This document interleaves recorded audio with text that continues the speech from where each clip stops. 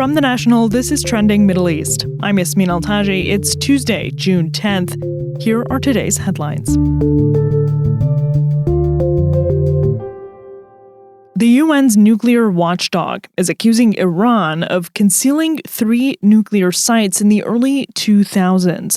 It's the latest in a round of back and forth between Iran and the UN's International Atomic Energy Agency, all while the US and Iran are in talks to reach a potential nuclear deal. The 3 sites were accessed by inspectors from the IAEA in 2019 and 2020. Uranium particles were detected there. But the agency's efforts to obtain an explanation have gone unanswered, its Director General Rafael Grossi said. The board requested me to provide a comprehensive review on many things, including how they have cooperated. We believe that an action like this is not compatible with the spirit of cooperation. The National's Lemma Shehadi reports from London. France, the UK and Germany have accused Iran of not complying with the terms of the Iran nuclear deal that was agreed in 2015. This is based on the findings of the International Atomic Energy Association. It found that Iran had an estimated 400 kilograms of uranium enriched up to 60% as of mid-May, marking an increase of more than 133 kilograms since the last report in February. The 3 European countries have drafted a resolution that would return to pre-2015 sanctions on Iran. The IAEA's Director General, Rafael Grossi, called for a diplomatic solution that would include arrangements for the IAEA to properly verify Iran's stockpile of nuclear material. He said he continues to support and encourage the US and Iran to spare no effort and exercise wisdom and political courage to bring the talks to a successful conclusion. There's new fighting in Gaza, now between Hamas and an Israeli-backed militia in the south of the Strip. Its armed members are attacking Hamas operatives and their families, as well as gathering intelligence on behalf of Israel's military. The group is called the Yasser Abu Shabab Popular Forces.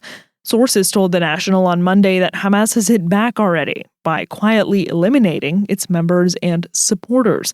One source said, quote, Hamas is assassinating them in the range of 5 to 7 a day, unquote. They also said that members of the gang are paid. That comes at a time when job opportunities in the Strip are extremely scarce, and the enclave is devastated by over a year of war. The Yasser Abu Shabab group now has up to 150 members, up from about 75 a little more than a week ago.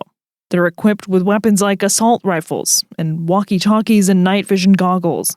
Meanwhile, organizers of the Gaza Freedom Flotilla said they have no contact with the 12 crew members on board who were intercepted by the Israeli military. In a Monday afternoon update, the Freedom Flotilla Coalition said its lawyers in Palestine had, quote, repeatedly contacted Israeli military officials, unquote, but received no response since the early hours of the morning. We have not been allowed any communication with them since. We have attorneys on the ground who are waiting and demanding to see them.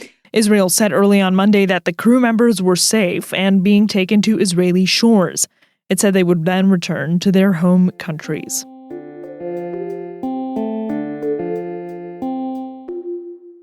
A Lebanese official has denied reports in Israeli media that Israel and the U.S. have agreed to end the mandate of UN peacekeepers in the country's south.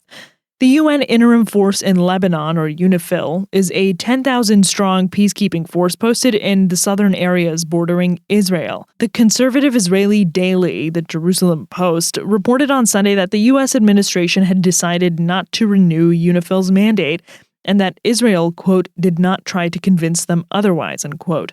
A UN diplomat told The National on Monday that, quote, these are only rumors in the Israeli press, unquote.